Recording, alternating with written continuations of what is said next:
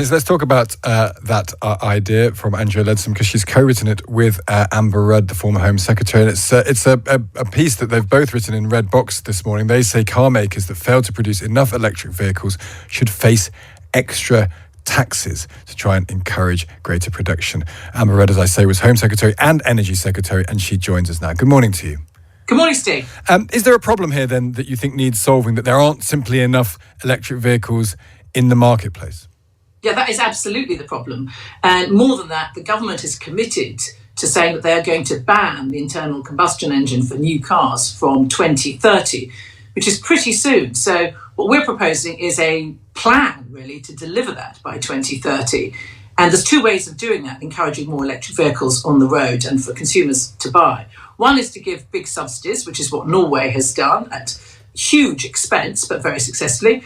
And the other way is to give a mandate to car manufacturers to say you've got to produce X amount of electric in addition to the internal combustion engine ones you're producing now. And you slowly increase that amount until the ban for 2030. And here's the thing.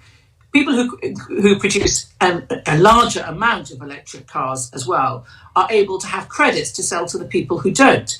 So it's a market-based solution to encourage the production of electric cars, which puts the subsidy that would otherwise go to individuals buying the cars into the market, so you get the best outcome. And the really good example of that is California, who introduced that in the 1990s. And you've got a company like Tesla, who makes a lot of its money from selling these credits to people who don't produce electric cars.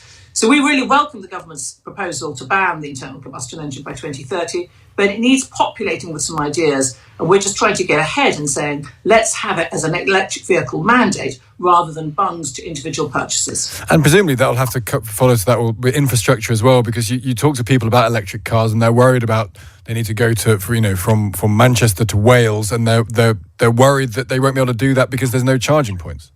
They are, and actually the government has done pretty well putting in a huge range of charging points. But the big change for consumers, really, and I'm in the process of looking at buying an electric car myself at the moment, so I'm finding out about it, is the range of these cars. A lot of us think about electric cars and we think, well, they can't go very far. Completely wrong. The more sophisticated ones now can go really long distances. So the combination of long distances and the charging points are going to make electric cars the default. And of course, they're going to be so much less costly to run. But it's all very well banning it, which is what the government has done for 2030. And Andrea and I, working with Policy Exchange, are making these proposals to try to help deliver it in the interests of the consumer, which is this market-based solution. What about the consumer then? Does the consumer need to play his or her part? And does the government need to say to the consumer, we're going to tax, fuel tax has been held for years and years and years because they don't want to punish the consumer who drives a petrol car. Often they're on the lower income bracket as well, because electric cars has historically been the preserve of more wealthy people.